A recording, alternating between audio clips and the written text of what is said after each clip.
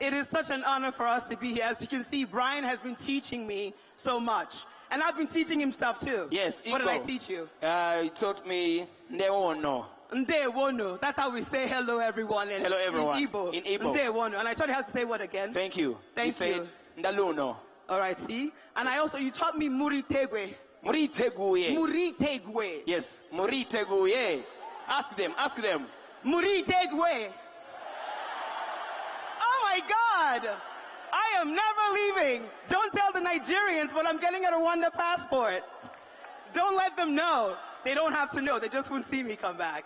All right, thank you so much, Brian. It's such an honor to be here. And Murakazanezai, everyone, to the Giants of Africa Festival International Youth Day Forum. It is truly a pleasure to be here. If you leave this event without being inspired, it's on you. Today is a powerful day with so much put into this. The love, the heart that goes into this will move you, and it reminds you that nothing is impossible. It doesn't matter where you're born, where you're from, you can achieve whatever you want. That's what Masai Ujiri is here to teach us, and that's what we're learning every single day. So we have no excuse not to dream big and not to be great. And just so I tell you what this day is about, because if you let me, I'm just going to keep like, rah, rah, rah, rah, rah. All right, so International Youth Day, established by the United Nations, is a moment to spotlight the challenges young people face across the globe, but also a time to celebrate your resilience, your innovation, and your contributions to society. Today we come together not just to talk about the real issues affecting your lives, but to uplift your voices, which is what Giants of Africa is doing, celebrate your achievements, and inspire your leadership as the next generation shaping our world. A special thank you to ALX, our incredible sponsor, for making this event possible. And we're proud to partner with the Mbuto Foundation and the Ministry of Youth and Arts to bring these important conversations to life. As Lovely OG mentioned, this gathering is part of the Giants of Africa Festival, which officially kicks off tonight with our opening show. And we couldn't be more excited to get it started. We've got 20 countries represented here today and throughout the week, so let's make some noise! Woo! Botswana, can you hear you? Woo! Nigeria, where you are? Right here! Woo! South Africa, Siyabonga! Woo, woo, woo, woo. Rwanda, show some love! And to the 3,000 local youth joining us in the building today, you are the heart of this celebration, and we are here for you. To stay connected and follow everything happening through this week, please be sure to follow us on social media, Giants of Africa, and use the official hashtag, it's GOA Festival, to share your moments and your voice. Let's go. Okay, so you guys already know why we're here. If you're in this building and do not know why you're here, I'm here to tell you. For those of you who do not know, Giants of Africa is a not-for-profit organization that uses basketball as a tool to educate youth. Giants of Africa has been all across the continent over the last 22 years. That's my age. No, I'm kidding. It's not. Conducting youth basketball and educational clinics, building basketball courts, and hosting youth and community outreach events. Dream big is a phrase that Giants of Africa lives by and breathes by. The organization aims to inspire youth, just like you all in here today, to dream big while empowering them with tools and resources to make it a reality.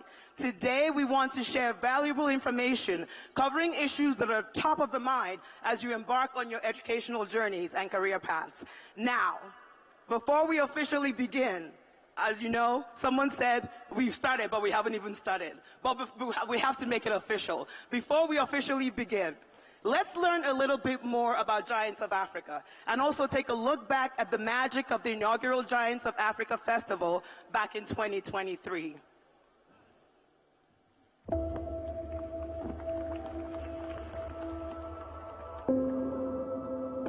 Hope, light, much needed joy. That's every time I think about it, every time I reminisce on my time at the Jury Cab, all I can remember is how hopeful it made everyone that was there. The courts, they were in terrible conditions, but now it's beautiful. This is what GOA represents. It's the hope, the light, in the darkness of impossibilities, or seemingly impossibilities. GOA comes, and it's not just talk, they really care, because I've experienced it. Like, the coaches, everything. It's a kind of love for individuals more than a need to play a sport. And my dream is to empower Africa. When we think of empowering Africa, we think of charities, we think of aid, we think of the NGOs that look at us as poor people. I want to become a diplomat for Africa as a whole. Not the east of Africa, but not the west and not the south, but Africa as a whole, like an African state, the United States of Africa. And that seems like a big dream, but I want to do that. I want to bring us together. Because this game right here is going to take you to many places that you've never been. Yes, and sports, it brings people together. It brings all of us together. This one ball right here will bring all of us together. Everybody in this world. There's a whole lot of tribalism in South Sudan. And so when you see a sport uniting people the way basketball does, these kids from different tribes come together, display a sport in peace. We pray for this peace. We pray.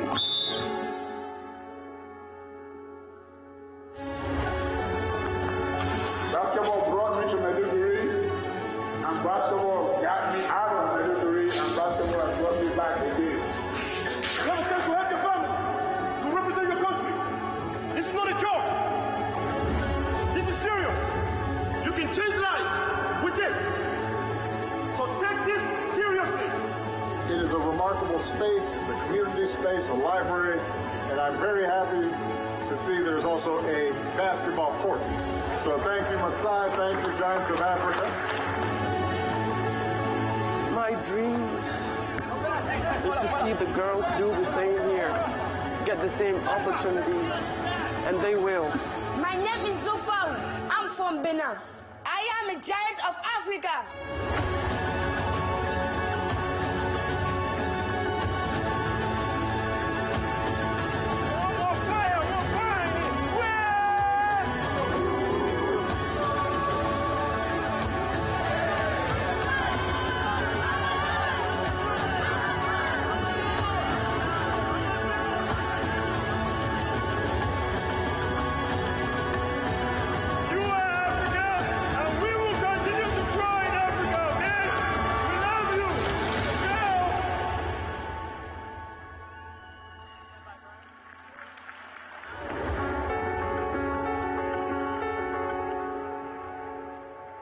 One more time, a big clap to the video, and this was 2023, 2 years ago.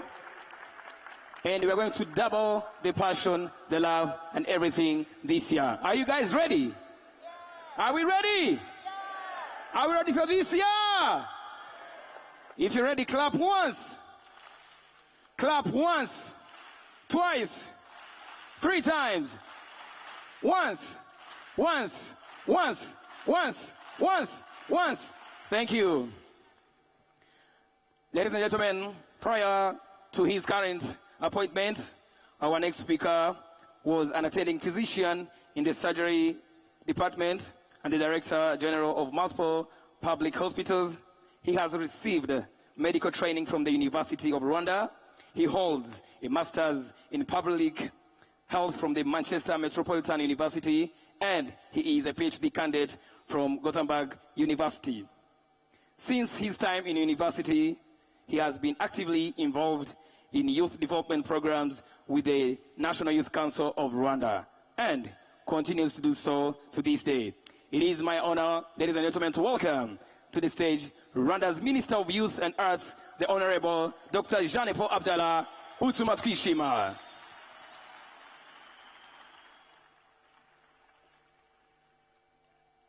Bravo.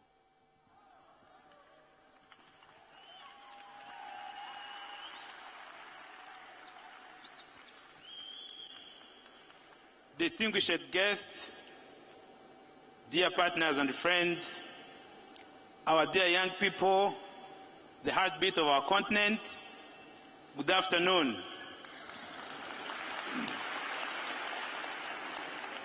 This Friday, His Excellency the President Paul Kagame renewed his trust in me to continue serving Rwandans as Minister of Youth and Arts. I want to take a moment to sincerely thank him right here in front of you. Why here? Because you are the reason I serve.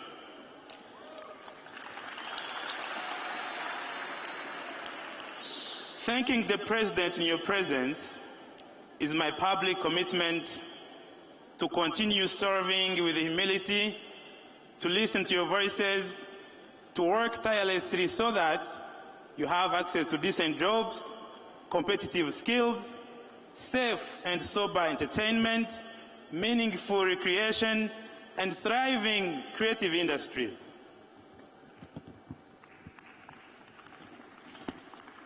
To our esteemed guests from Giants of Africa, led by Masai Ujiri, thank you for choosing Rwanda to host the 2025 Giants of Africa Youth Forum. Your name alone speaks volumes, Giants. It's not about height or fame, it's about mindset. You remind us that being a giant is possible for African youth, not just in basketball, but in business, global leadership, arts, and innovation. On Friday, the President challenged the young leaders to reject two harmful mindsets. First, the blaming mindset. We have had the opportunity to study, we young people, to travel, to connect with fellow talented Africans. If we fail to build a giant Rwanda and a giant Africa, we must look in the mirror. The responsibility is ours, no excuses. Second, the savior mentality.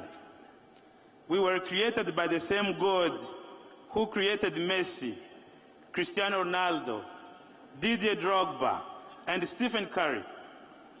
We carry the same potential. We must stop waiting for someone to save us. Poverty is our common enemy. Let's fight it with boldness, in unity, and initiatives. And if help comes, let it find us already in motion. To Giants of Africa, you are not giants in name only. You walk the talk. You build the courts. You identify talents.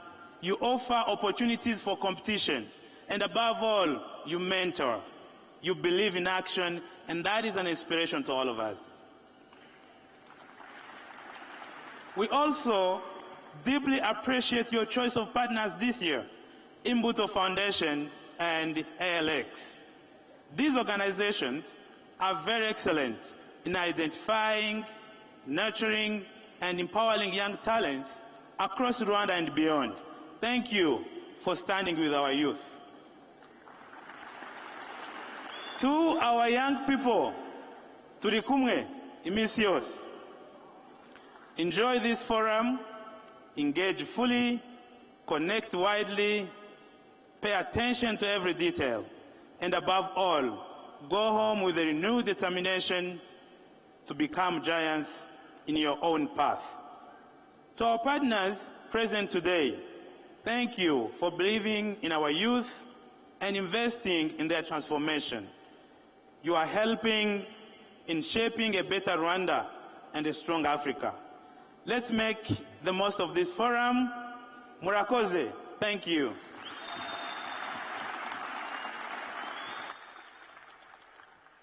Thank you, Dr. Abdallah. Muraho Kigali. Muraho Rwanda. We can see, Dr. Abdallah, while you were reappointed, you are truly walking in your purpose and operating in your gift, and it's an honor to have your support for Giants of Africa and to be such an inspiration to the youth here. I'm also a youth. Yeah. My passport says adult, but I stay youth, just so you know. All right. So since I'm claiming Rwanda now, like we agreed, not to tell the Nigerians yet. So as an honorary Rwandan, you guys know I'm learning my, my verbs and the language and everything. And I'm going to do better. But I also have to remember where I came from. I was born and raised in Nigeria, in Enugu. And I remember one of the prayers we said before we had dinner or breakfast. It's a song. I'm not going to sing it for the sake of your ears, because you want to enjoy the rest of it. If I sing, it would hurt your ears. So it says, some have food, but cannot eat. Some can eat, but have no food. We have food, and you know how it goes. So I say this because the next speaker makes sure that those who don't have food have it. And she too, just like Dr. Abdallah, is operating in her gift. So that's one thing you have to know, youth, my fellow youth. I'm going to say my fellow youth because I'm young like you. My fellow youth is that you follow your passion, find your purpose. That is what we're here to do. So I'm going to introduce this wonderful woman who has rightfully received numerous awards and accolades for making a lasting impact on nutrition security in Rwanda. Since 2010, she has championed access to affordable, nutritious meals as a fundamental human right, particularly for vulnerable populations. She is the founder of Solid Africa, an organization that was born from her fierce desire to support low-income patients in public hospitals, where meals are not traditionally provided. Today, the organization serves 3 daily meals to over 1,700 people.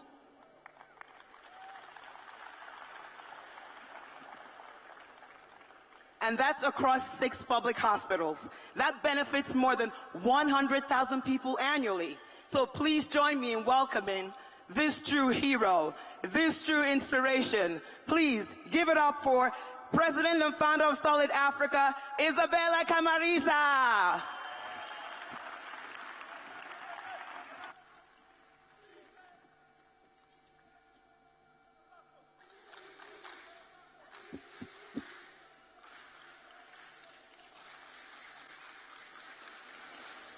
Good afternoon. So happy to be here. When I was 5 years old, I wanted to become a tomato seller. And it might seem like a silly dream for some of you.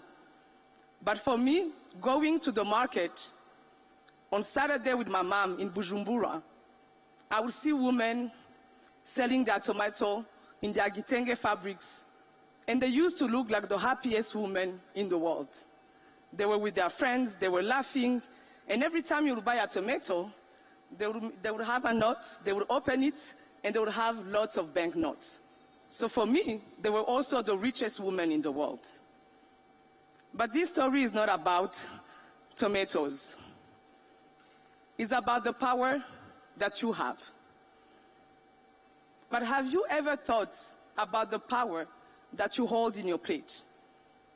Because food is not just about filling your stomach. It's about feeding your brain. It's about driving your energy. It's what makes you move. It's what will make you dance. It's about shaping your future. But food does more. It unites family. It brings family together. Every time you have a meal, you have joy. And when I came back to Rwanda in 1994, I was around 9 years old. And they used to tell us stories about Rwanda, how it was a country of milk and honey. But in 1994, when we came, there were no honey, there were no milk, there were no market open, there were no women smiling. And I was present, lucky to be here the first day the Kigali market opened in the city center. And when I entered in that market, and I saw the vendors, and I saw the women, and I saw the produce, and I saw the tomatoes, I knew that food also brought communities together. So good nutrition is really the foundation for everything. It fuels your body, it fuels your dream, it helps on how much you perform at school, it helps when you have an injury, when you are sick, on how fast you will recover. But today's story is not just about food. It's about the power that you have to be able to create something and change. When we started Solid Africa, we were young, maybe a few years older than what you are today, at least some of you. And we didn't have much, but we had just one desire. We wanted to change things. And that one thing is that we wanted to provide meals in public hospitals. So what started in 2010 as a small organization feeding 5 patients daily, today feeds more than 100,000 annually in public hospitals, and more than 7,500 students in public schools in partnership with the government of Rwanda. So, at the end, you are what you eat.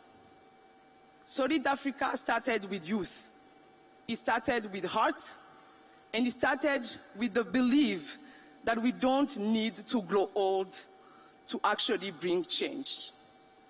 So my prayer and my wish today is that you eat smart, is that you act, is that you care. So go out there, power your mind, power your body, power your dreams, power your opportunity, and go be the giants that Africa needs you to be. Thank you so much.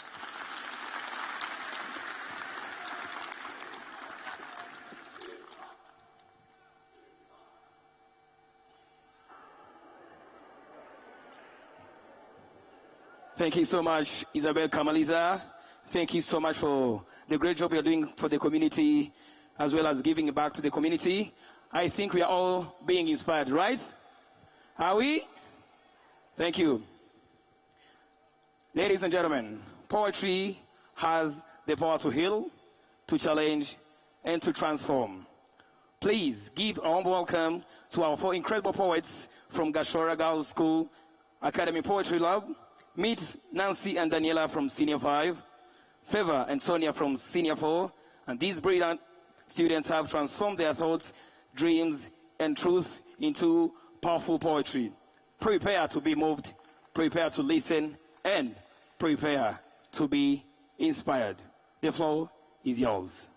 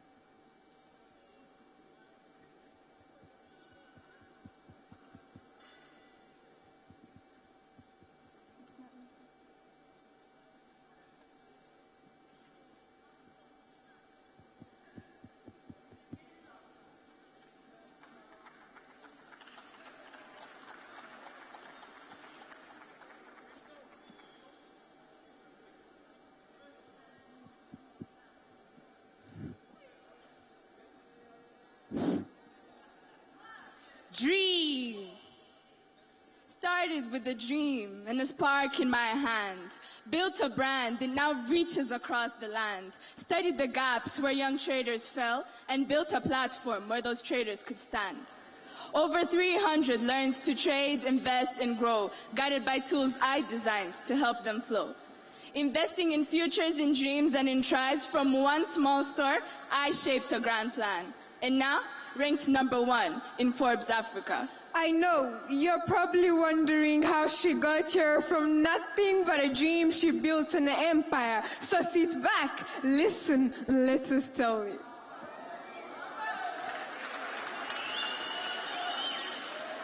NBA draftee Kaman Malwach from South Sudan says it perfectly.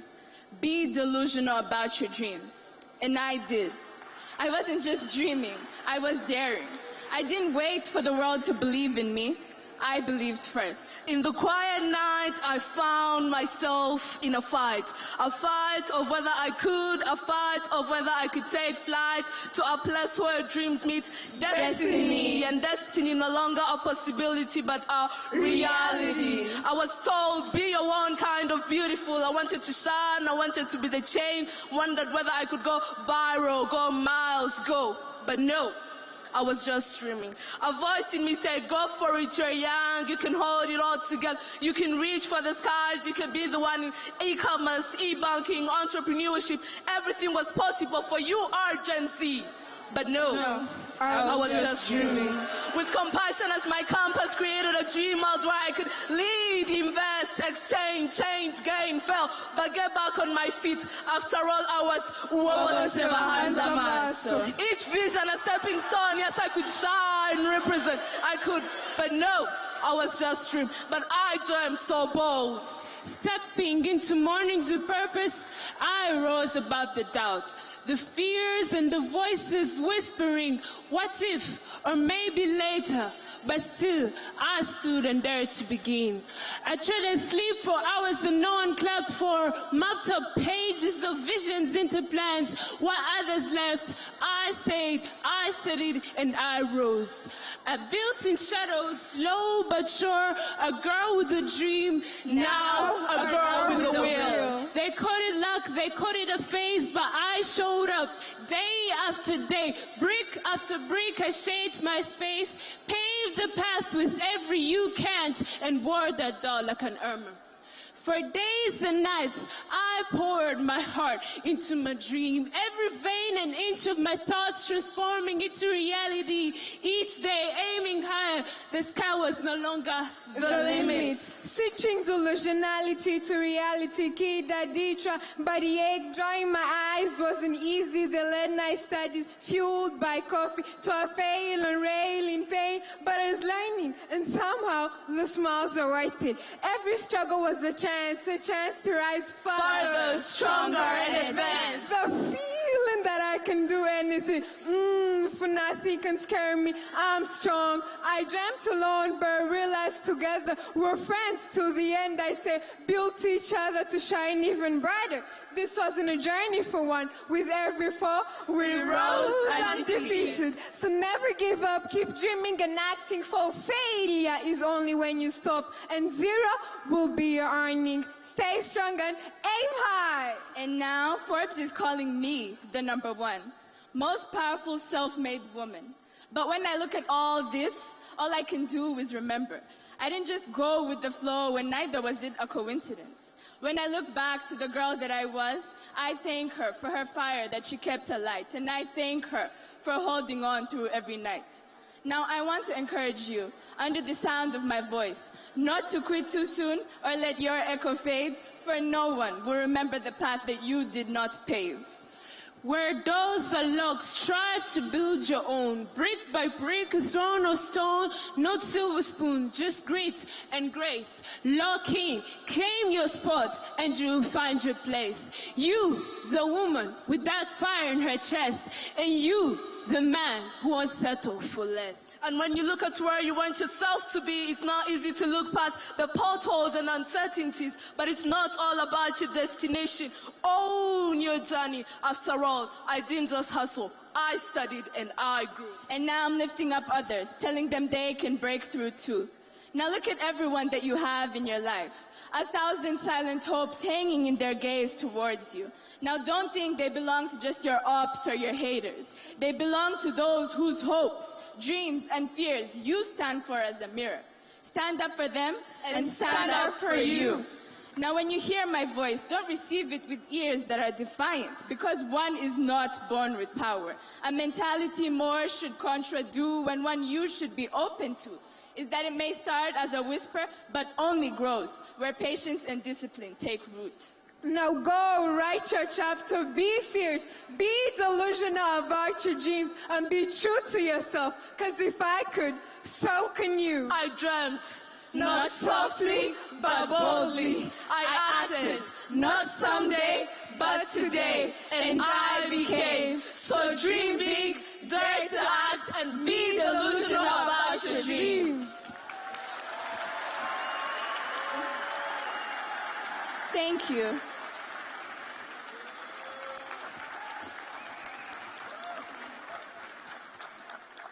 Yes, getting a standing ovation. One more time, give it up for Gashola Girls Academy.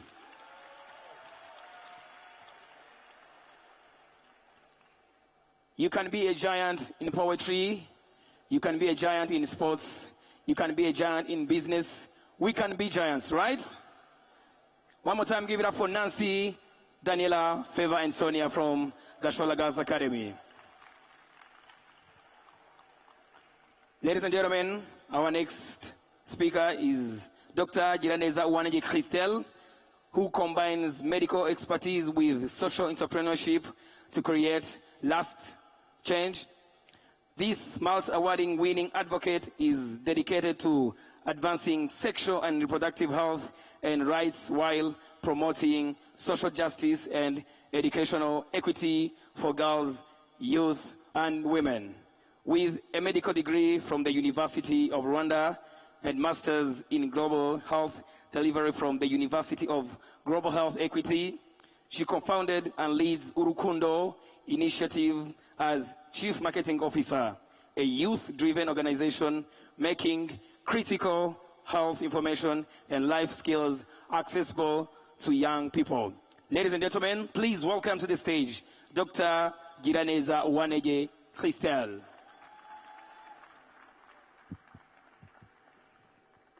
Hello, Africa.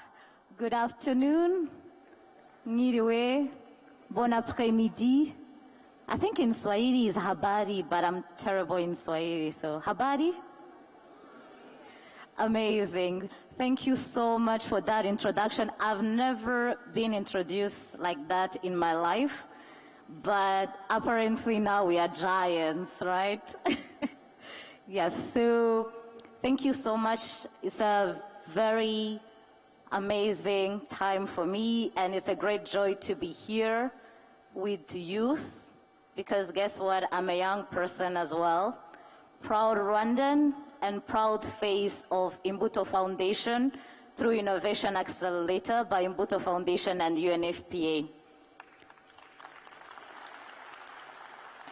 And I wear a few hats professionally. I'm a medical doctor, but most importantly, I'm a big believer that young people's voice, actions, and ability to create change for Africa is there, and it's here today.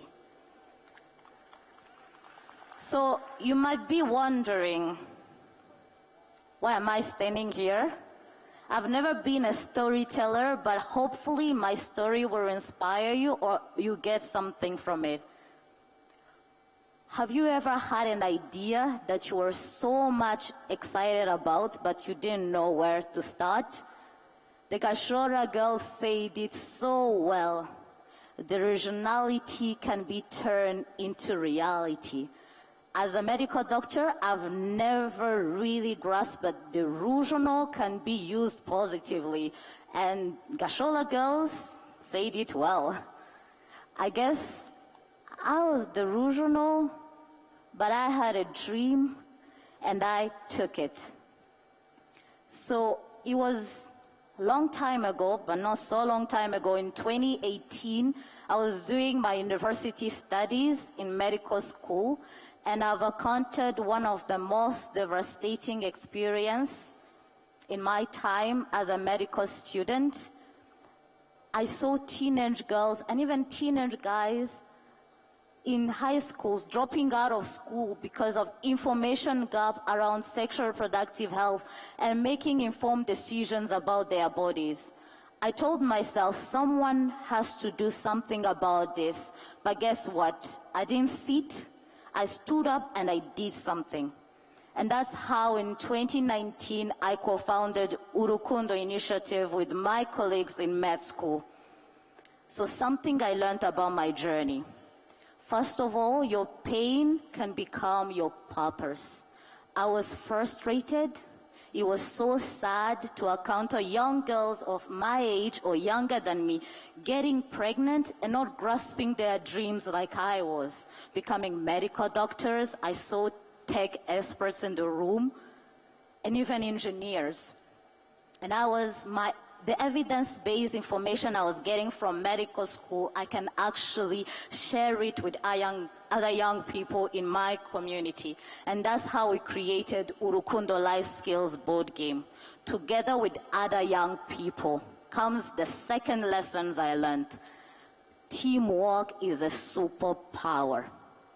I didn't know that having a room full of young men and young women with diverse perspective and experience can actually build a product that goes to the market that is not only in Rwanda, but also across Africa. And something else, don't estimate your ideas, because being a young person is not a weakness, it's a strength. You can literally challenge all system by only your voice. I've never considered myself as a giant of Africa, but when Urukundo initiative will cross borders, go beyond Africa and go to the whole world, possibly I'll stand here and I'll tell you guys that I'm a giant of Africa. So believe in your ideas, work hard for it, and be consistent, courageous, and as young people, let's work together to build the Africa that we need. Thank you.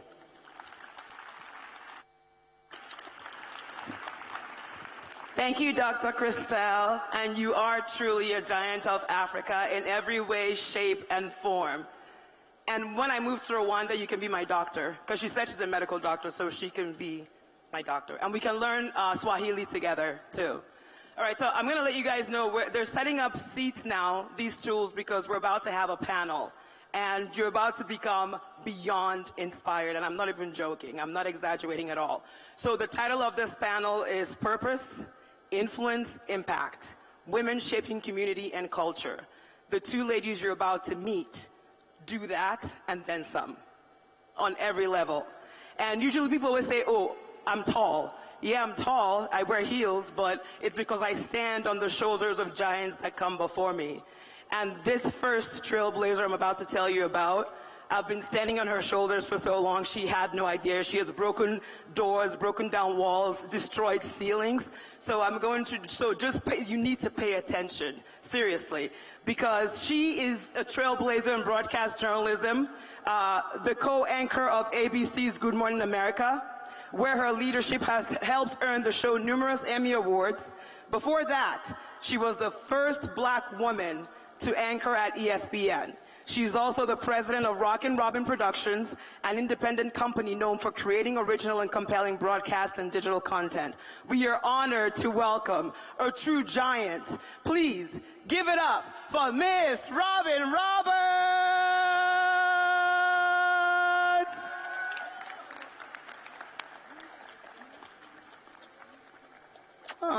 See, I told you guys, humility, greatness, humility, everything all in one.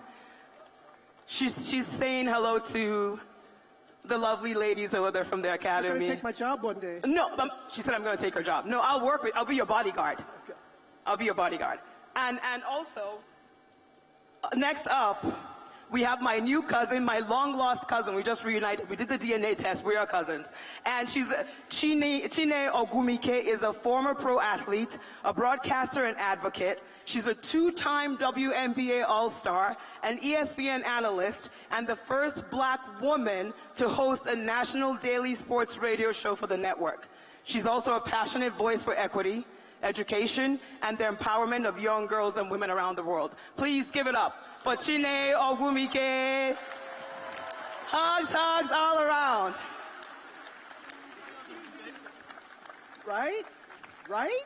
I know. The Gishara Girls Academy. We had to go give them their flowers. Oh.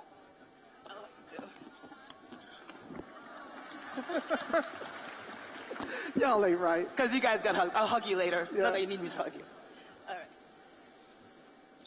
Okay, so we've been talking for the past few days about how wonderful it is to be here in Rwanda and how much fun we're having. But I just want to start off, because we were talking about this earlier, I want to start off is this unbelievable or is this unbelievable?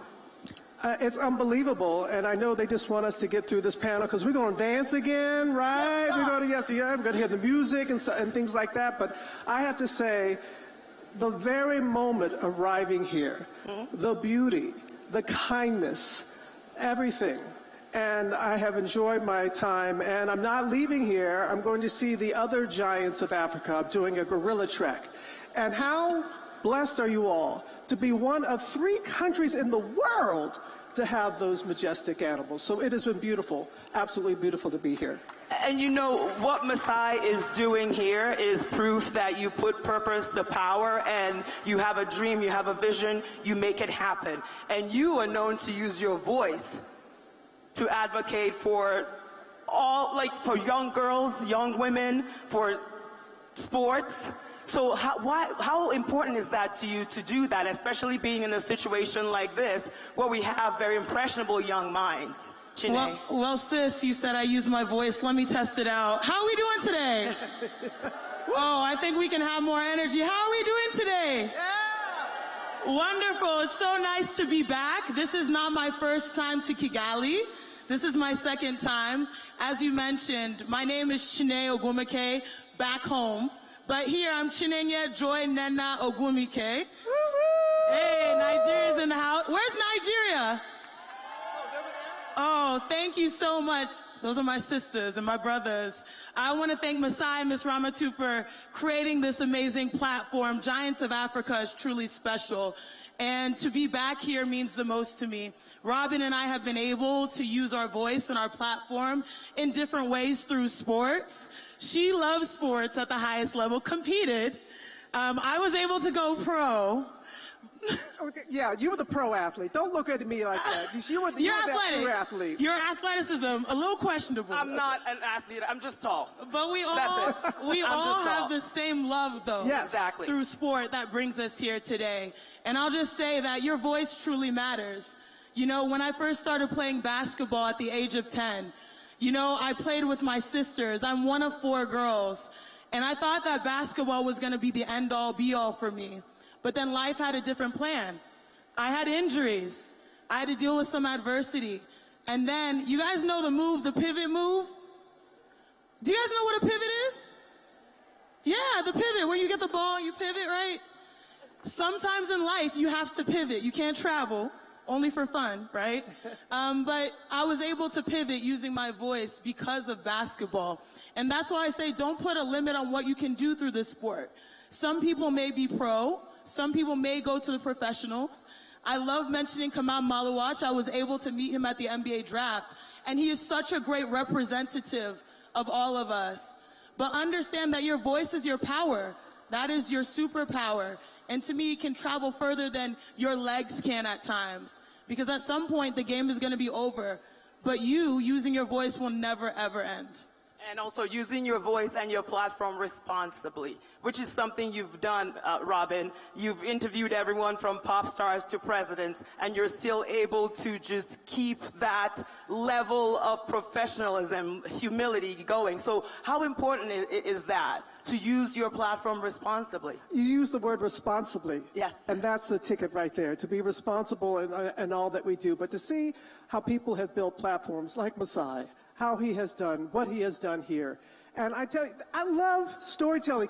These 4 beautiful young women who got up here and shared an incredible story, I was like, get out of my head. Get out of my head. I mean, everything that they were saying were things that I experienced along the way. But what a privilege it is to be a storyteller. What a privilege it is to be a messenger. Everyone here has a story to tell. And I'm always in awe that people want to sit down in front of me and allow me to help them share their story. And I think it's primarily because respect. You must always respect the people that are around you. I respect those that I'm interviewing, and it's reciprocal. What you give out, you give back. You get back. But I say more than anything, the responsibility of being a messenger and being able to deliver and to tell these stories and share stories and let people learn from these different stories. I have learned so much from everybody who's been on this stage already. I have learned so much, not just about Rwanda, but about so many different things. And so you never know who's listening. You never know who you are empowering. All right. Speaking of never knowing who's listening, Chine, you said you started playing basketball at the age of 10. So what advice do you have for a young lady, young guy who wants to go into sports but is being discouraged or has limited opportunities? I think we heard the young women say it, echoing Kamal Malawach, be delusional about your dreams. When I started playing, it was not normal for a girl, Nigerian girl, even though we're in Houston, Texas, where I was born and raised, to play basketball. We had similar experiences no matter where you are with sport. Back then, they didn't want it, but now we hot, and they all up on it. I don't know if you guys know that song. It's like dating my age. But, you know, the message I would tell the young girl, because there are many young girls here that are hooping. Can the girls stand up? Where are our girls basketball players here? Are you guys here listening? Can you guys stand up? Not here. Stand not up. Me. They're not here? Not me. I'm just telling you. Don't look Where at are me. you? Where are our girls hoopers? Yes. Oh, I see you there. Right there. I love it. You're representing. I want you guys to know that you can do anything. You literally can do anything you put your mind to. When I started playing basketball, it was not the chosen path for success. Do you guys all know what our parents want us to be? Doctors, lawyers, engineer. So bouncing a ball was not popular. But I was very lucky to have parents, and I'm sure everyone in your life has been able to inspire you to make this journey to come here today because they see greatness in you. And especially for the young girls, I want you guys to know that there are people creating platforms and paving these ways for you to be successful. It may not be easy, but it is always worth it. And the path, again, no matter where we were, is hard. It is different, but it really is the best thing for you because when you learn about sports, it's about caring about the teammate that is last on the bench as much as you care about yourself. That's the ultimate thing that you get from sports. So no matter if you're a boy or a girl, if you have game, you have game. And that should be respected, and that should be translated to every avenue you are in life. So yeah, I'm one of 4 girls. It was not an easy pathway, but it created an opportunity for me to go to school, to Stanford University, and to find another career that really helped transform my life. Because sports teaches you proximity is power. You can wish, hope, and pray and dream, and I'm glad we have these big dreams that are here, delusional dreams that are here, but if you don't position yourself, and that's what you learn through sports, how you were saying about pivot. You learn about the different positions on the court. And it's those things that men for generations have learned to go on to be successful in different areas of business, and so wonderful to see that women are now able to do that. But it's not about being a pro athlete like you and others that are here. It's about those things that you learn that you can be successful in any area of your life that you choose. I'm a frustrated professional athlete. It was my way. I wanted to be a pro athlete, but that thing called ability, I didn't quite have. So what happened was, I used this in a different way. To me, being at ESPN, I was a professional athlete. I was. And so sometimes your dreams may look different than what you thought they would. And that's what I want you to talk to some of the youth here about, because it's not, we all can be athletes. We all can be pros. We can just be tall and be in journalism like me. And this is something you've broken ceilings. You've kicked the door open for Chine and I to be here today. You've made it possible without probably even knowing it. And there's some kids out here who might say, okay, maybe I want to go into news. And times are changing. In this world of social media and news consumption, it's different. So how do we prepare ourselves for that? There's a stadium full of journalists right now because they're on their phones and they're on social media and they're tagging and they're hashtagging. And we heard the power of words, how powerful they can be. And so anyone who wants to pursue what we have been doing as journalists, go for it. You know, nothing, and you were saying this earlier, nothing is impossible. If we learn nothing from this week, this is what we should learn. And also community. And so I stand here or sit here And this stage is full of my ancestors, of people before me, trailblazers. Nobody gets anywhere as a journalist or anywhere on your own. So to recognize those who have helped you along your path, and yes, that path was full of you can'ts. Yes, I love that. And that it just made you stronger. And that's what it's all about. And before this panel, you guys gave deserving hugs to the Gashora Girls Academy poets, right? And they were inspiring. Like, inspiration comes from everywhere, from the young, from us old. But has there been a moment where something, I guess an experience with a youth or a younger person that made you realize, I'm doing what I'm supposed to be doing. I'm making the change I'm meant to be making? So I'm inspired by my sisters. I sit here today and I have a little bit of imposter syndrome because I have an older sister that truly is, I was going to say a word, but we're here with kids. Amazing. I'm going to censor myself. She's a badass, y'all. She's a badass. Her name is Neka. She's currently playing for the Seattle Storm. And she was just in the WNBA All-Star game. My older sister is a 10-time WNBA All-Star. Yes. She's been a WNBA MVP and a champion. And I want to tell you guys that her accomplishments, I don't call her a role model. I call her a goal model because she sets goals and she empowers all of us, her little sisters, to try to pursue them and achieve them as well. Just by riding her coattails, I was able to make it to the WNBA All-Star game myself. But I'll say this, and this is very important for particularly all the young girls here in the audience, but anyone here, all the youth. It is so much more important to be more collaborative than competitive. Because oftentimes we're taught that there's only one seat at the table, or there's only one spot on a team, or there's only one job available. But if you come up with something together, or if you stand together, they can't deny you. And the way I learned that was through my older sister. A lot of people ask us, how did you guys play basketball growing up? You must have played one-on-one. It must have been crazy battles. We only played one-on-one once. It happened when I was at Stanford. My sister claims I elbowed her. I deny. I ran off the court in the middle of a live game, and I was like, I don't want this smoke. I don't want my sister's wrath. Ever since then, the Hall of Famers, Tara Vanderveer, my coach at Stanford, never put us on the same team. But I think it's because we were so used to working together. And when we work together, we realize that we can open doors together, not just for ourselves, but also for all of you. Because everyone here, raise your hand if you know Giannis Antetokounmpo. Raise your hand.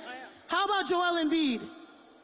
How about Pascal Siakam in the NBA Finals? Right? A lot of people know those names. There are so many more names coming. But the way we get there is by working together, by playing together, by supporting one another. Yes. So when you go to the court, you work on each other's skills together. They say this saying, right? Iron sharpens iron. I learned that from my sisterhood. And I want you guys to take this away when you go back home. You guys, this is the first, even though technically it's second, of its kind. This moment that you are experiencing right now will likely never happen again in the way that you're sitting next to future friends, future family, teammates, people that have the same dream as you. The number one gift of every player is to be present. So really cherish the moment you're in, work with each other, collaborate instead of always, you can be competitive when you're hooping. But when you go back home, realize that when you find people that want to work with you towards your dreams, so much more is possible, and I learned that through my family. And we're considered ambassadors here? Yes. Look, these are all ambassadors. You're all going to go back home, and you're going to plant these seeds. What you're going to learn, you're going to have so much fun this week, but it's going to be hard work as well. But these are all ambassadors that are going to go back and spread such good. And Robin, I'm going to bring this to a moment with you on Vibe Check, right? Oh. Which is your show, right? And you were talking about you were grateful but greedy because you wanted more. And in this day and age where some kids feel the pressure to accomplish so much at a certain time, right? Can you let them explain to them that it's okay, that there's no timing, your dreams have no deadlines, and it's okay to dream big? The Almighty's Delays are not his denials. And you gotta dream big, but focus small on those day-to-day things that are going to ultimately get you to your goal. And what I said was, I am so blessed, and I want to be a blessing. And I am so grateful, but I'm never content. I always want more, to be able to do more, not more for myself, but to have a platform to do more good. And it has been wonderful. Masai, I remember I interviewed him on Good Morning America, and talking about you, making sure that the United States of America knew about here. And one of the first people that reached out, I didn't even tell you this, was David Stern. David Stern, the head of the NBA. And he said, thank you for loving our friend. That's how he said it, our friend.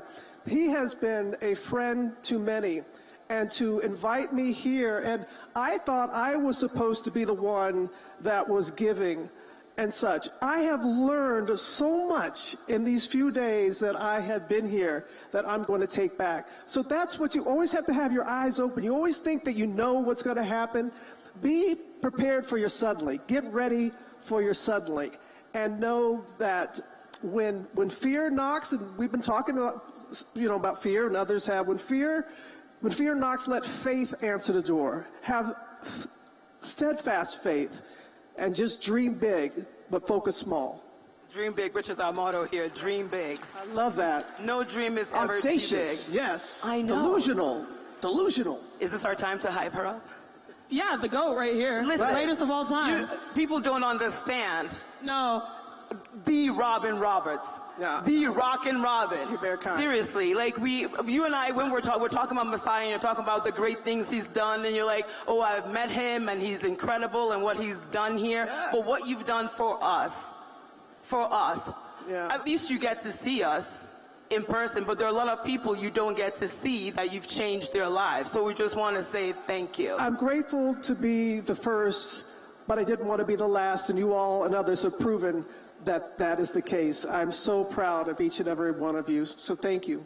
And I think Robin is a testament, because for those who may not know, she is the face of television worldwide, starting in the U.S. Every day we wake up, she says good morning to all of America. She sure does. But I think her existence is truly a testimony for everyone here, because there was a lot of adversity. You're going to go home, and there's going to be challenges to your dreams, even though you're dreaming big. And I always tell people, they see you before they hear you. They judge you before they know you.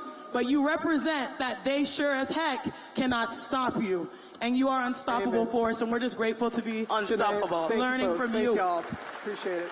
Thank you so much. Can we dance again? Can we dance again? I got my dancing shoes on. I know. Where's the DJ when we need him? I know. Robin wants to dance. Yes. Thank you. But Robin will dance later. Thank you so much, Lady Chino Ogumike, Robin Roberts, everyone. Give it up for two inspirational women. Listen, I hope you've been inspired, because that's what this is all about.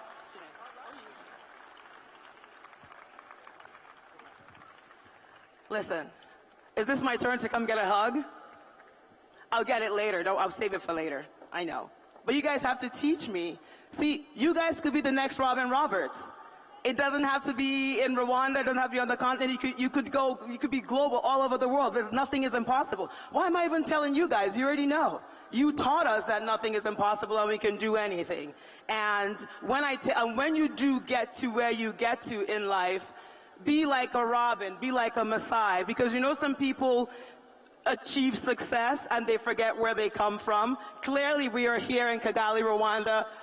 Masai didn't forget where he came from and his ancestors that came before him. Robin Roberts is the #1 when it comes to broadcast journalism in the U.S. and all around the world. And her humility is just moving. You learn so much from her. You guys are lucky to even have gotten some words of wisdom from her, and it's been incredible. So I believe they're supposed to be setting up the stage, because if you were moved by Robin and Chine's words of inspiration, words of wisdom, you're about to be moved even more. right? Because we have Art Rwanda Ubuhanzi from the Imbuto Foundation. They're going to present Creative Connection, a powerful celebration that merges the creative energy of established and emerging Rwandan artists. This Afrocentric performance showcases Rwanda's vibrant, progressive creative scene while issuing a rallying call: believe in our own African creative minds as the giants of the world.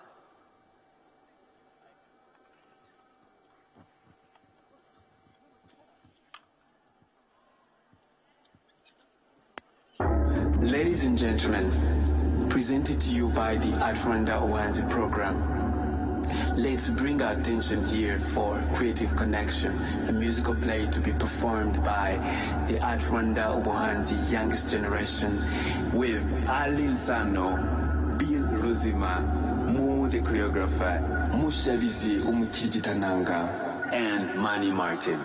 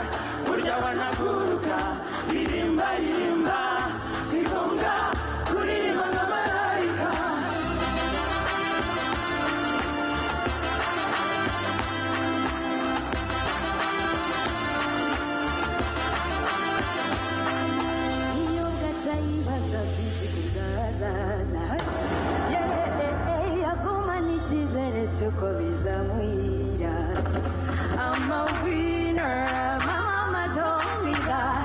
Oh girl, you are the greatest, nothing can take you down.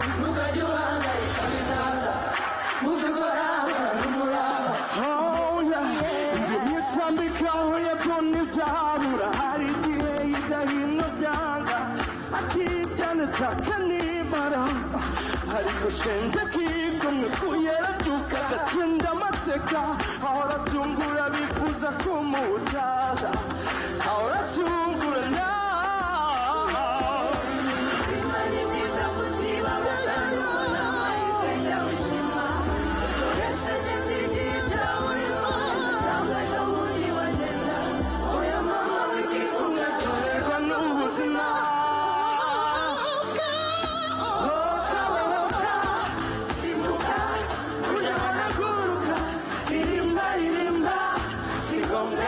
Kurima na malaika, oh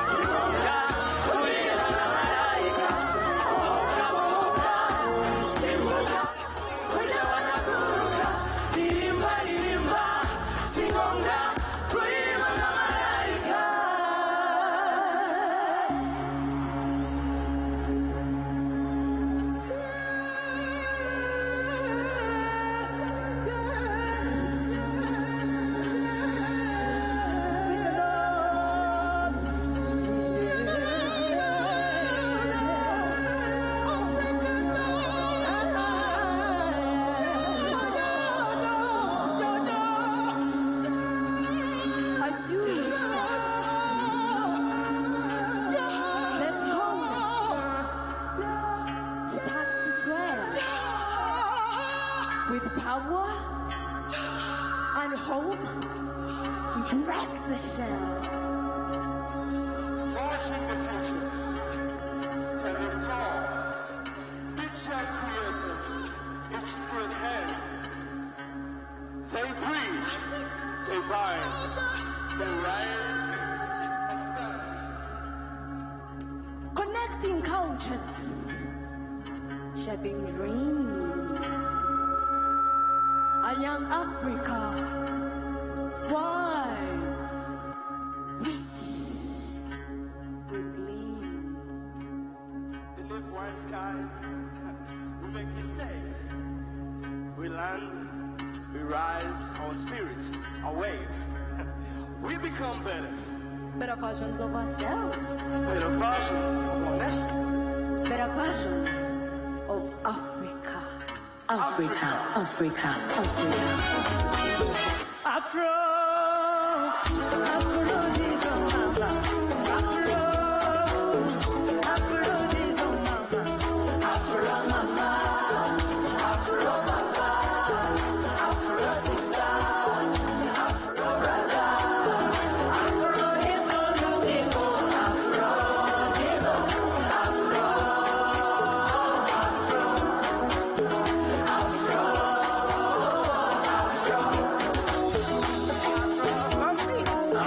Afro, Afro.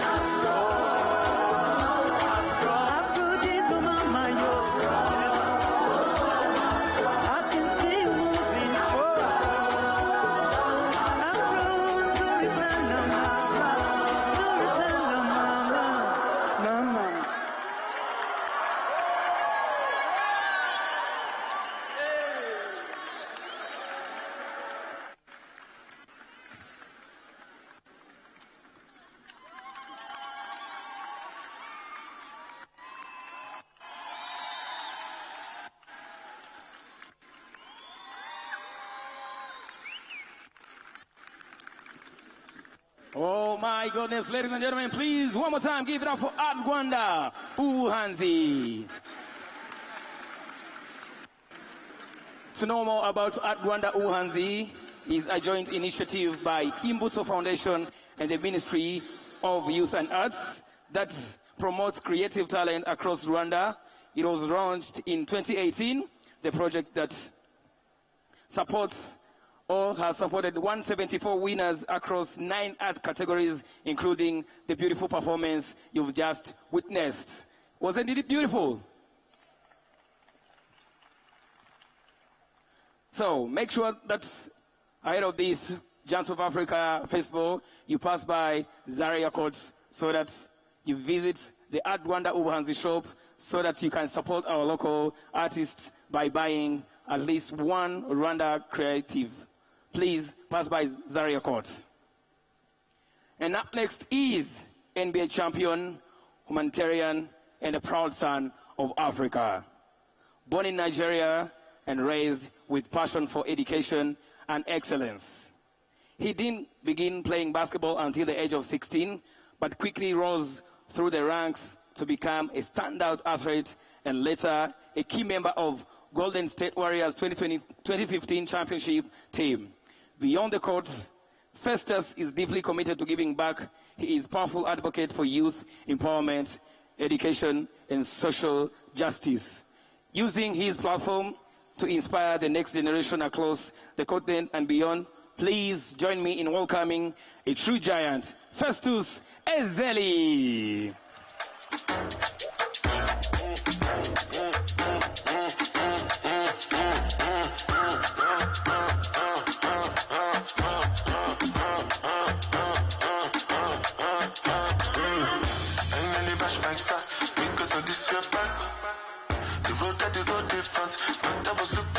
DJ, what's going on, everybody? Good afternoon. Nigeria, what's going on? Mali, what's going on? Burkina Faso, where you at? Hey, Muraho, Rwanda. Yes. My name is Festus Ezeli, but I'll do like Sinead did. When I grew up in Nigeria, my name was Ifeanyi Chukwu Festus Ezeli. I was in Nigeria till I was a teenager. You know, he just told you a title that a lot of people, this is how they introduced me. NBA champion. NBA champion. You know, a lot of people don't understand. You know, when you win a championship, do you know what you do later that night? After you party. After you party, you go lay by yourself. Because when you win a championship, when you do something great, there's everybody around you. The whole world is watching you. But at some point, you have time to sit by yourself. And I was sitting there and I was wondering, how did I get here? I'll tell you a little of my story so you understand why I asked that question. I was born in Nigeria. I went to the United States at age 15. When I moved to the United States, I've never touched a basketball. But as you can see, I'm tall. I'm a giant of Africa, right? The first time I touched a basketball, I was so bad. Okay, let me tell you how bad I was, okay? So the first day, I'm a tall, black kid. So I walk into the gym. So they have an expectation that I'm going to be good at basketball. So I walk into the gym, and they give me a basketball the first time. I didn't know how to dribble. I didn't know how to shoot. They told me, show us what you have. And I took the ball, and I just threw it at the backboard. Boom! They started laughing at me. Okay, I'm going to tell you guys a secret. My first basket I ever scored was against my own team. He even covered his face in embarrassment. I say this because this is where I started. When I scored my first basket, I didn't know the rules of the game. I didn't know that at halftime you switch sides of the court. That's embarrassing, right? And at this point, my dreams seemed like they were too far. Matter of fact, shortly after this, I got released from the team. They cut me. They said I wasn't good enough. All right, this is lesson number one. I'm going to test you guys at the end, okay? Lesson number one, you have to believe in yourself. What is lesson number one? Thank you. Believe in yourself. Because we spent so much time telling you guys to dream big. Dream big. What does that mean? Because I'm sure everybody here has a dream, a big goal. You want to be an NBA player. You want to be a politician. You want to be a doctor. You want to be the next Robin Roberts. I want to play basketball, he said. Okay. Okay, so the reason why I say this is because along the way, there is going to be a challenge. You're going to have some point where you start to doubt, am I really who I say I am? At some point, you're going to score a basket against your own team. Maybe not literally. You're going to do something that's embarrassing. You're going to do something that's going to make you doubt if that's really your journey.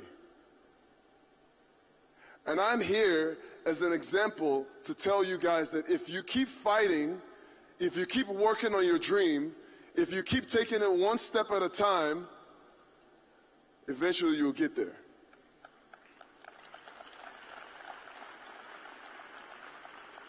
Okay, I only have a little bit of time. I want to tell you the whole story, but I don't have enough time to tell you how everything shaped up. So instead, I'll tell you a couple things that have happened to me along the way. I remember having sleepless nights. I thought basketball was done. I thought I was released from the team. I said, I'm not good, so the dream is over.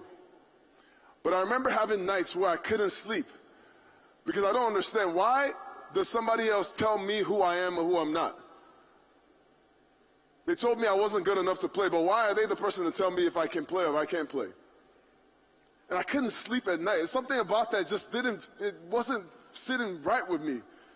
And I would wake up in the middle of the night and I had this goal in my mind. I said, okay, I'm slow, I can't dribble, I can't shoot.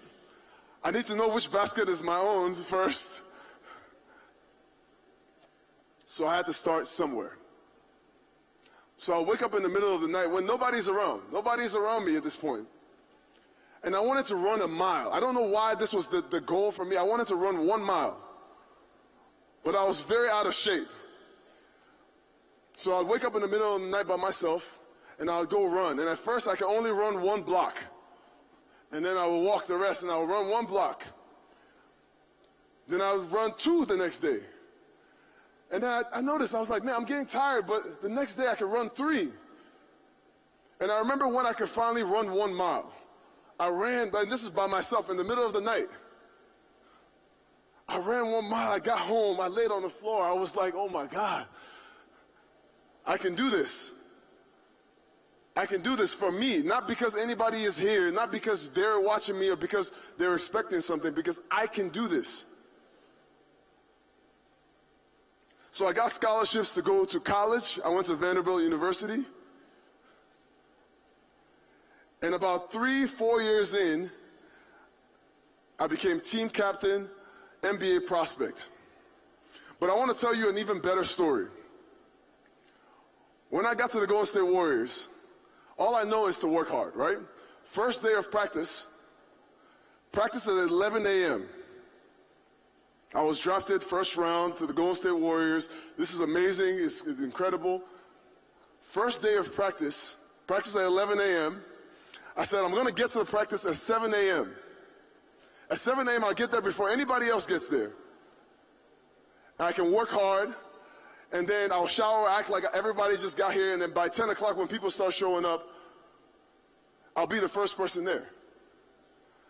I get to the gym, and this is, everybody, do you know who the Golden State Warriors are? Do you know the Warriors? Well, before this was the worst team in the NBA at this point. I get there the first day of practice. I thought I was going to be the first one. I hear the ball bouncing in the gym. Who do you think that was? Steph Curry. At this point, Steph had gone through so many injuries, he was going to be out of the NBA. The first time meeting Steph, in the course of this conversation, Steph said to me, I want to be great. We talk about dreaming big, right? I want to be great, is what he said. Every day in practice, every day, I saw him do it every day. What you guys see right now, you see him shoot the ball and walk away before the ball goes in. I saw him do this every day in practice, dribbling the ball, learning how to dribble, shooting every day, thousands of shots. So all the things that we celebrate now, talk about him as the greatest shooter of all time. Talk about him as a 4-time NBA champion. All these things were dreams for us. We didn't know that we could do this. We just showed up every day. And I say this for everybody, because you are going to have a challenge along the way. You're going to have people doubt you. You're going to leave here, you're going to be energized. I can do anything. And then you get home and somebody will slap you. Life will slap you and say, no, you really think you can do this? What's rule number 1? No, I didn't hear it properly. What is rule number 1? That's the only rule.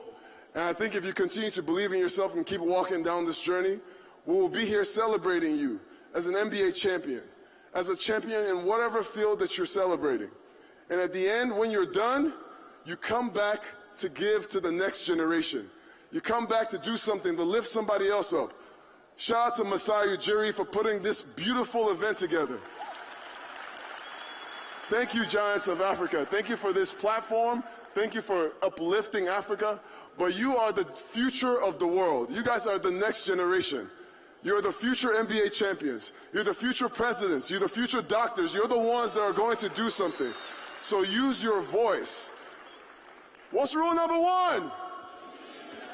Thank you, ladies and gentlemen. I appreciate you. Please give it up for Festus Ezeli. He's clearly a giant and a warrior and a teacher all in one, because he's teaching us to believe in ourselves, and he gave us a test afterwards. It's like, what's rule number 1? Believe in yourself. And it's of course we have to believe in ourselves, but it's also good to believe in other people's visions, right? You can partner up with people to make dreams bigger, to make visions happen. So we are all here today because we believe in the vision of Giants of Africa. This is why this International Youth Day Forum is turning out exceptionally, incredibly well. So, as you see, the seats are all laid out. Hey, Miss Shalom. All right, so we're gonna need you to make the biggest round of applause for one of our partners for today's event, ALX. Come on, you can come on. Please, give it up as she comes up the stage. Miss Nimi Chelone. Nimi is with ALX, who is one of the partners of the event today, and she's going to be taking over as host. And take it over, ma'am. Thank you very much. Good afternoon, Africa. Abashumuraho. Abashumuraho.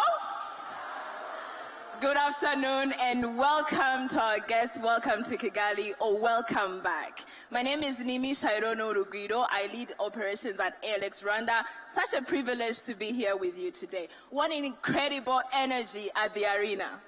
I've been told that we have more than 2,000 young Africans present here in Rwanda. And I'm so excited to have you guys here with us. So this is no ordinary day. It's International Youth Day Forum, right? And we are talking about the future. We are talking about believing in ourselves. And when you talk about believing in yourself, you might say, maybe it shouldn't be me. As a young person, I'm here to tell you, this is your day, the future is now, and the future is you. Are we together? Do you believe in it? Do you believe that the future is you? All right, earlier today, we had a pit walk around, and we saw some stories from our ALX learners. We heard some stories on how they were able to secure some jobs. We heard stories on how ALX transformed their lives. And those stories were not planted. These are like real stories. So we wanted to bring it back so that you can hear directly from some of our learners. We wanted you to hear on the challenges, what allowed them to join ALX, what has it been for them, what has been their journey, and also what happened after ALX. All right? Without further ado, allow me to welcome our amazing 3 learners, Vanessa, Teddy, and Boris. Give them a round of applause. A round of applause. Thank you.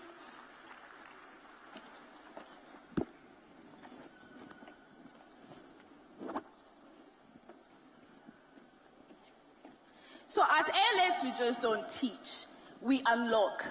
We teach our students to believe in themselves. We teach them to also be able to dare more, to dream bigger, all right? So here with me, I have Vanessa, I have Teddy, I also have Boris. And they joined us as ordinary as everybody, and they managed to become super ordinary.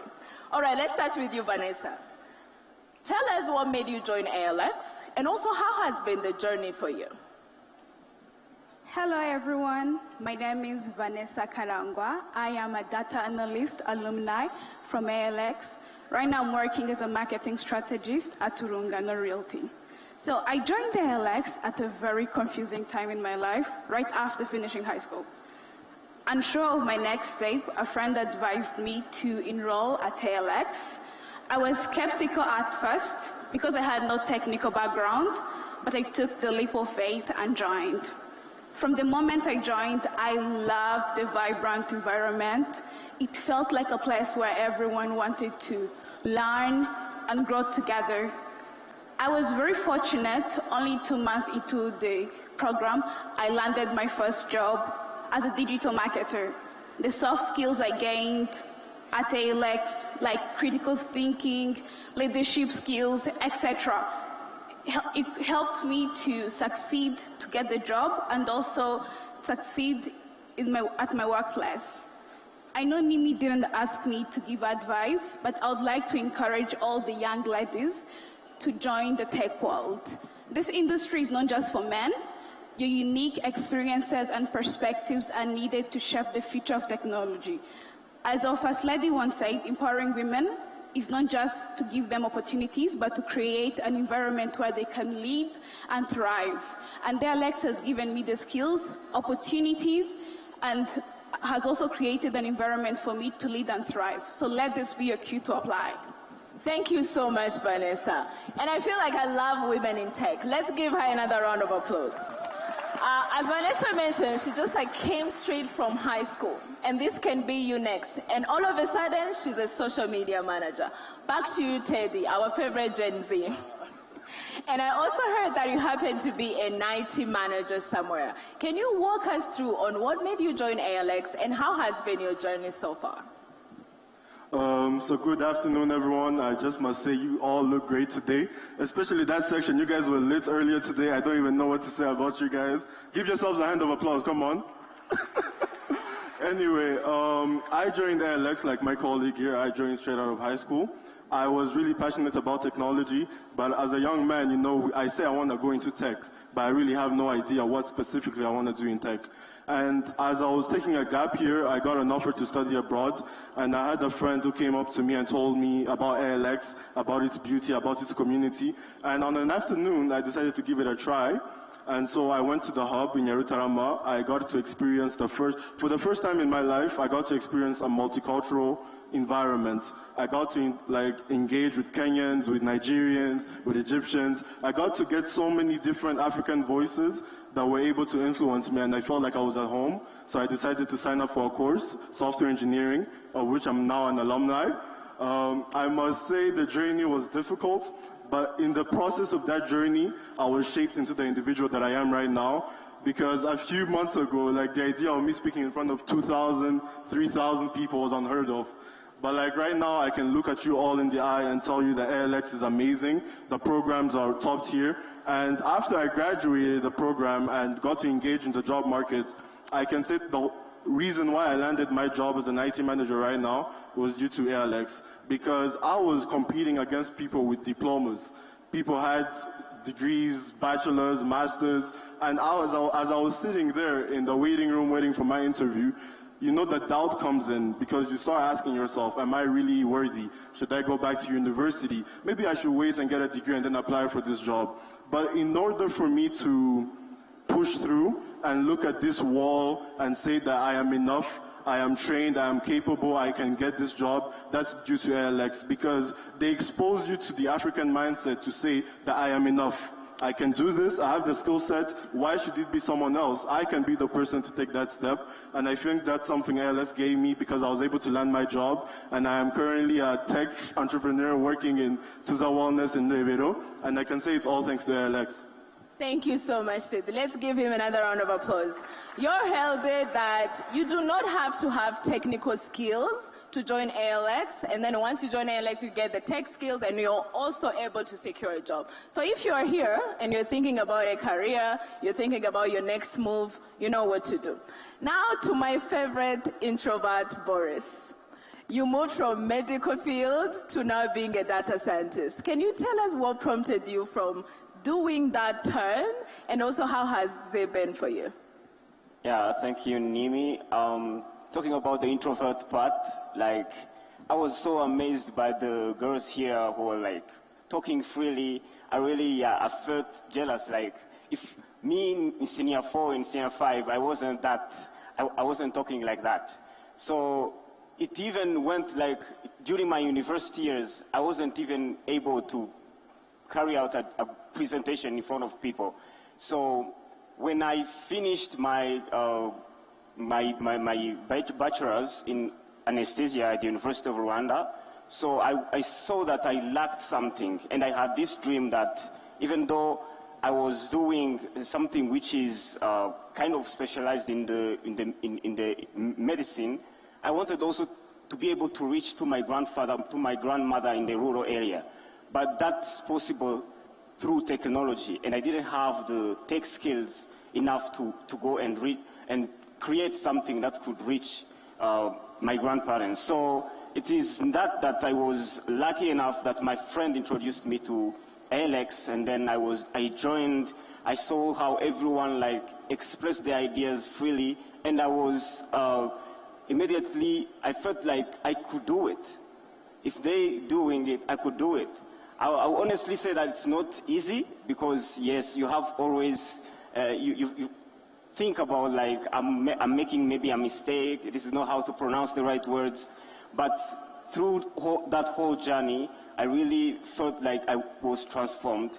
And through the different events, I was able also to connect with my employer, and I landed the job as a research analyst. Later on, monitoring and evaluation lead. So it was really a transformational journey, joining ALX and being here to attest for that, yes. Congratulations, Boris. Thank you so much, everyone, for sharing your stories. These are the stories that matter. Let's give them a round of applause. Oh, are you hitting on them?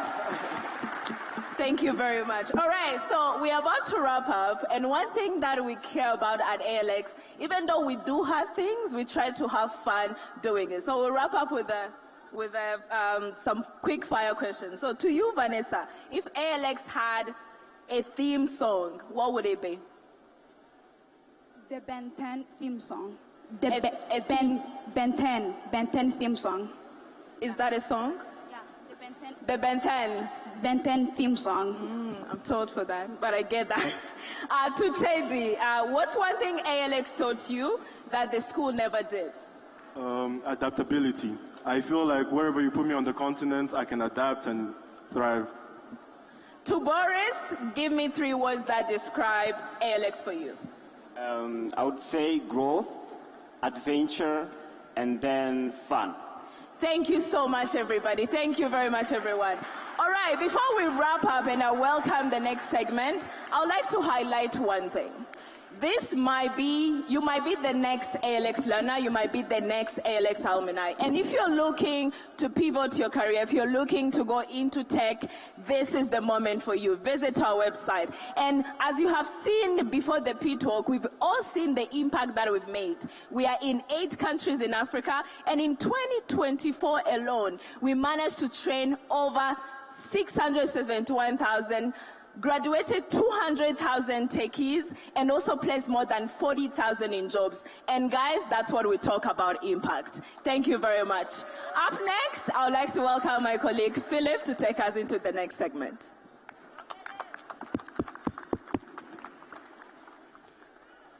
Good afternoon. How's everyone doing? To the locals, muraho.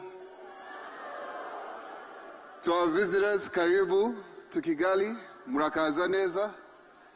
So, today I'm here to present a group of entrepreneurs in our institution.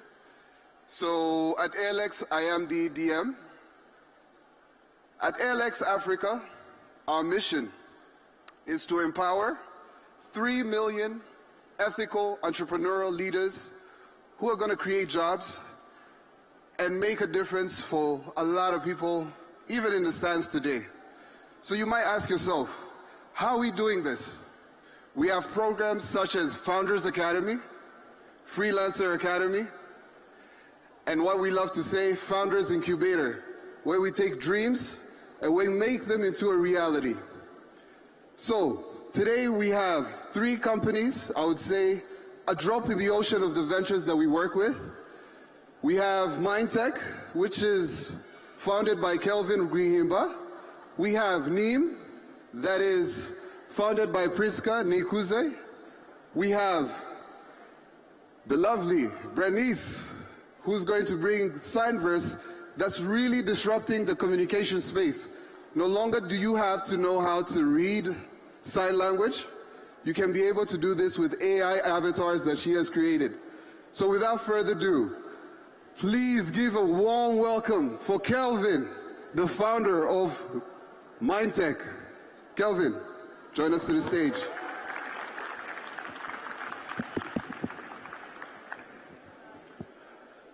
So, good afternoon, distinguished guests.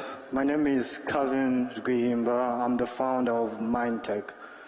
I have background in applied geology as well as data science. So, taking back into 2023 when I was in the School of Mining at the University of Rwanda, where I got to practice what I was learning. And what I usually heard as mining accidents, hazards in the news report got close to my attention. And seeing how the systems that were current were vulnerable to be able to identify, like, when can we face an accident, when will the hazard come, and what could be the cause, made me have a second thought. What if I choose another career rather than risking my life? So this brought me into the tech world, joined LX data science program to be a data scientist. And throughout the way, my mindset changed from someone who was fleeing from the problem to someone who was going to return back, fix and give the solution to the industry.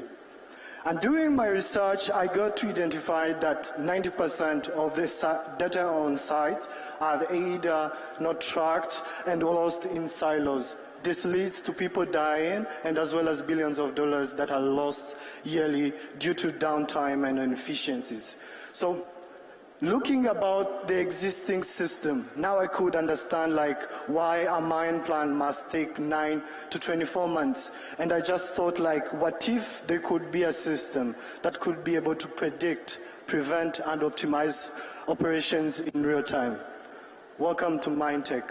We've been able to build a system that connects all the data on the site, and after connecting them, we just integrate even the existing system, digitizing the whole process from pit to port for a mining company. And this just helps those mining companies be able to increase data acquisition, adding complementary data such as space imageries. And for that on, mining companies can be able to streamline the operation in real time, harness the power of AI, making sure that they increase production within mine safety and compliance. So far, we've launched the core platform, trained over 10,000 of data set, and to be able to build models that understands the local context and the geographies we are working in.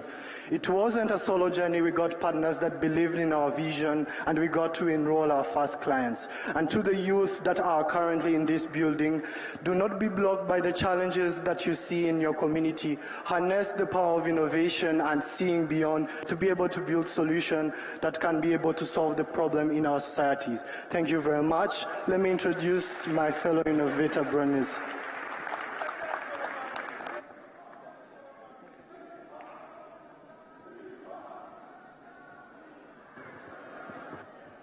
Thank you very much, Kelvin.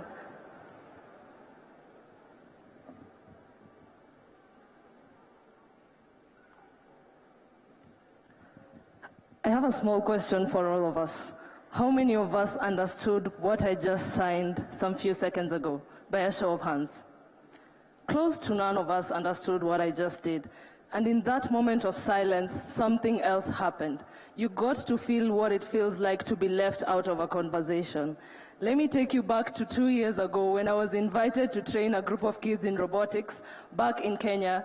And what was unique about these students is that all of them were either deaf or hard of hearing. Now imagine yourself being in a room of people who need to communicate in sign language, and you have no knowledge of sign language. That is the confusion I found myself in some 2 years ago. And in the first photo was me trying to learn sign language before I was finally able to do it in the second photo. This brings us to the problems being faced by the deaf community. Systemic barriers in the different social settings they find themselves in, high costs of interpretation, currently valued at $20 per hour, as as well as exclusion from a fast-growing digital world. And this problem is being experienced by 5.5% of the world's current population. 40 million of this number are from Africa alone. And to just show you the magnitude of the problem, $27 billion is lost annually as a result of hearing loss. We introduce to you Tap 360, a platform that is available to you at the comfort of your phone, that is able to do sign language interpretation, whereby you're able to type in text or record yourself speaking, and the platform takes that data and converts it into sign language by the use of virtual 3D avatars powered by artificial intelligence. Now, we are using motion capture technology. All the cool stuff you see being used in the Marvel movies, that's what we use to build our product. And this ensures that we have the nuances of sign language being captured, ensuring that everything and every interpretation is actually accurate. And we are not just telling you about it, but it's actually being used currently in the Kenya DigiSchools program back in Kenya, whereby 6 special needs schools are using it to be able to interpret content into sign language. And in the same way that it takes a team to build any success, it takes our partners and my team members who have helped me to come this far. And so if I want you to leave this conversation with one thing, is the importance of communication. Every voice, every story deserves to be heard. And at Signverse, we are making that a reality. And we invite you to join us as we make the world inclusive for the deaf community, one sign at a time. Thank you. I'd like to invite my fellow entrepreneur, Priska.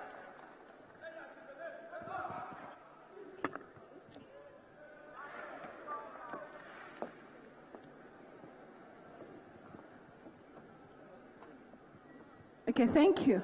My name is Priska Nikuze, and I'm the co-founder of NIM that is working toward a future free from diabetic limb loss. I know everyone here has got this one word that can best describe him or her. And mine is that I'm a curious person, always wondering the world around me. And this has helped me to become a problem solver. So as a problem solver, one of the toughest leaders that I've ever faced in my life is my family member being diagnosed with diabetes. That was a moment of frustration, but even get worse when I had to learn that in every 20 seconds, a diabetic patient loses a limb. And you might be wondering, how does diabetes actually cause amputation? It starts with a small ulcer because the diabetic patient have lost the sensation and the blood flow has been slowed down.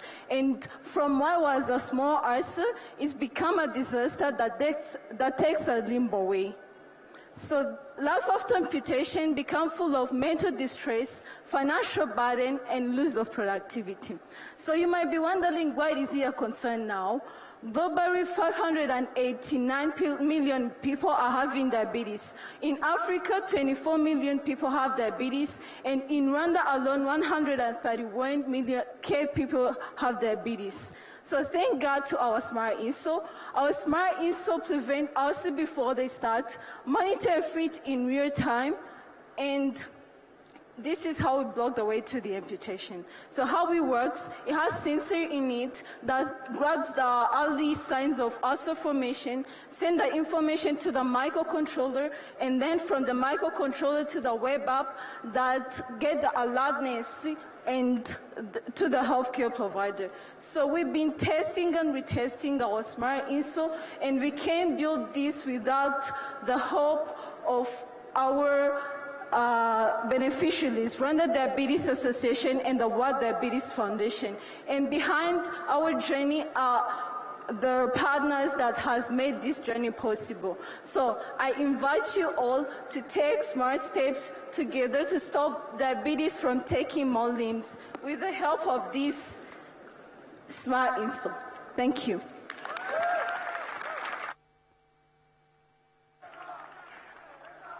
Thank you, ALX.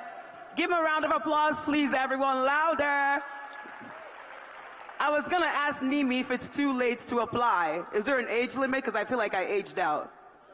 So, everyone, there's no age limit. So we can all apply together after this, right? Are we having fun, though?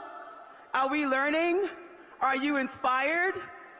You better be, because when you're in a space like this and see the stories that we're telling and see what Giants of Africa is doing, then you can't not be inspired. You can't not want to do better. You can't not want to dream big. Nothing is impossible when you think of the ecosystem that Masai Ujiri has co-founded here for Giants of Africa.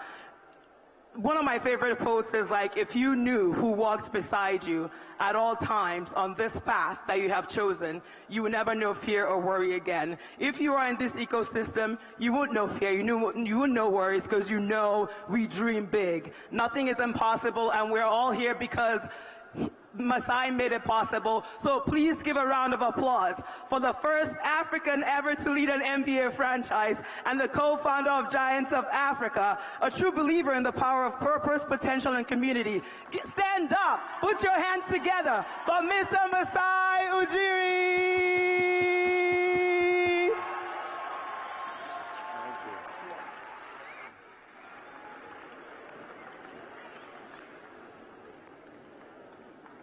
Oh, I think everybody can hear me. Thank you. Thank you.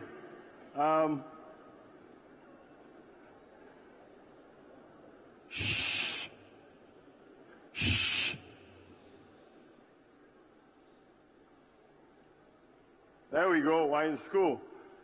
Thank you. Thank you for everybody coming out here. I think seeing all the youth of Africa come and perform here, those young girls, oh my God, you guys were incredible, incredible, and you inspire us so much.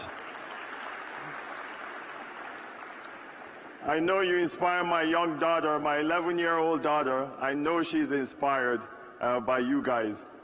To the Mbutu Foundation, thank you. To the First Lady, who's very dear to my heart, I say thank you for all the support and partnership, partnering with us. ALX, Fred, thank you so much for everything you do. Rwandan government, His Excellency Paul Kagame, to everybody, Nelly, Minister of Sports, all of you guys that really make this possible for Giants of Africa to actually come here and have this event is truly special for us. Truly special for us. I'm actually really overwhelmed, you know, like just by the support of people of Africa and how they have supported, and we can all support each other and even make ourselves bigger. To the NBA family that are here, Amadou Gallo Fall, Claire, I really appreciate you guys. Yes, we've worked together for so long, and we've tried to bring basketball. It brings us here. It gives us incredible opportunity. And that has what has given me opportunity in my own life. Yes, to raise a beautiful family. My wife, say thank you to Giants of Africa, all the people that work with Giants of Africa. I say a humble thank you. Yes, I don't have any big speech for you guys today. My voice is going. I've sung in Rwanda, I've danced, I've gone everywhere. I love it. And we go everywhere in Africa. I love you, Africa. I love you. Yes. Yes. You see me? I don't care what anybody does. I will always be a son of Africa. I will always be here, and I'll always represent it, and I'll always do it big here, right here, right here. Every day, I sleep, I drink, I eat, I think. Everything I do is Africa. Yes. And that's how you youth should think every day, because you see all of us here that came to speak, Festus, Chine, myself, Amadou, Claire. We say we're presidents, we say we're CEOs, we say we're champions, you say we're this, we say we're that. guess what? We all grew up in Africa. We wore our pants the same. We wore our shorts the same. We walked without shoes and went to school. We all did it the same. Yes, and we got to where we are. And if we can do it, I'm telling you, I know I'm not as smart as you guys. I know a lot of us are not as smart as you youth. If we can do it, you guys can do it bigger, better, bigger, better, okay? Okay? So what Festus said is real. What Chine said is real. You believe in yourself. Yes, you believe in yourself. Because there's one thing I know, I don't know who told the story about, they used to tell us to be lawyers, to be doctors, all of those professions, everybody can make it. Everybody can make it, right? My mom, she used to pull my ears. Pull it when I was late. I came home late from playing basketball. You know what she used to say to me? That's why my ears are kind of twisted like this a little bit. She used to pull it, and she would say, is this basketball going to feed you? Is this basketball going to feed you? It's feeding a whole lot of people right now, yes. Yes, amen.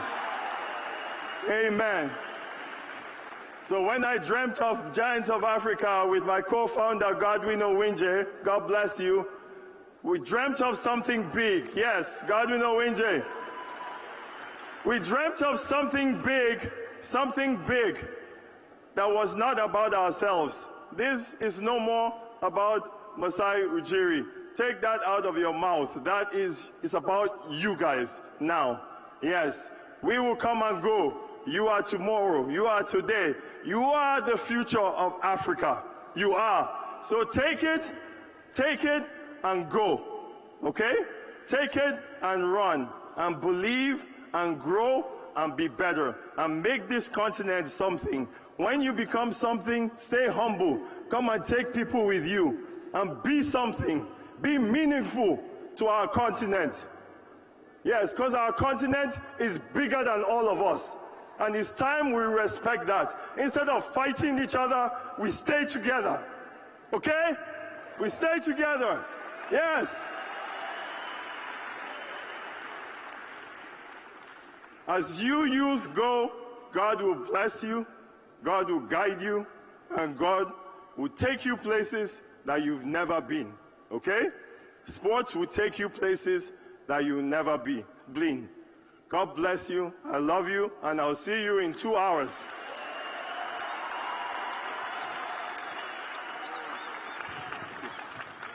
Yes, that was powerful. One more time, give it up for Masai Ujiri. Dear Masai, thank you. Dear Masai, thank you so much that you inspire all of us to dream big and become giants. We are so much blessed and lucky to have you. Africa is so much blessed to have you. One more time, give it up for Masai Ujiri. We have a surprise for you. Are you ready? Are you ready for the surprise? Are you ready for the surprise? So if you're ready for the surprise,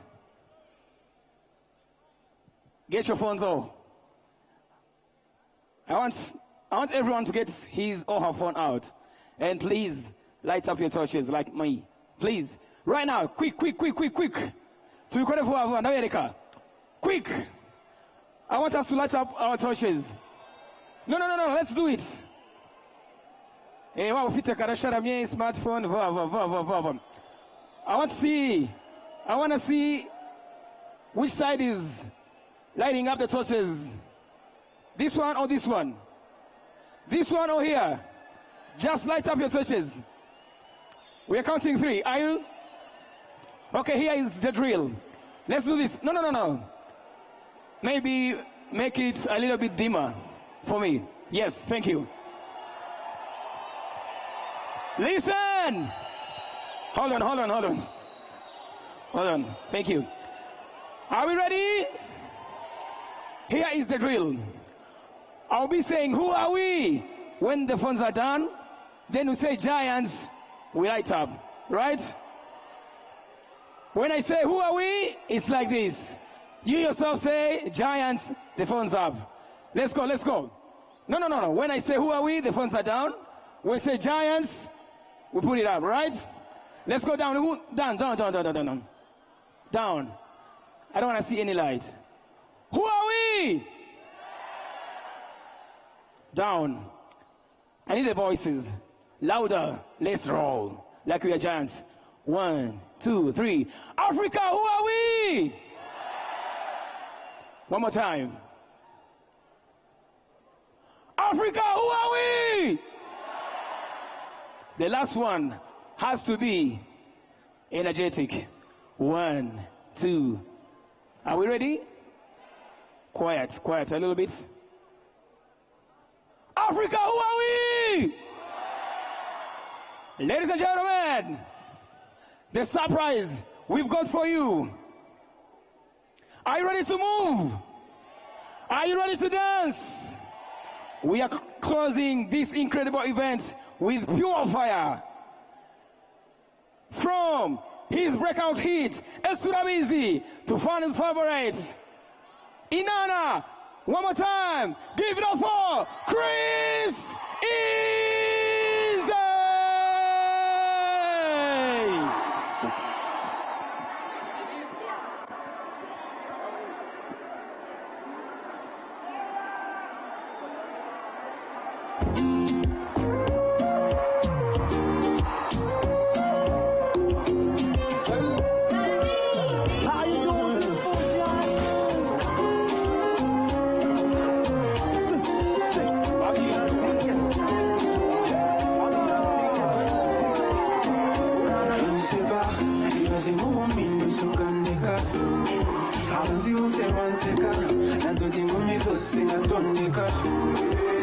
C'est la même chose, en avance I'm so sorry, 'cause anytime I'm not but it's so scary to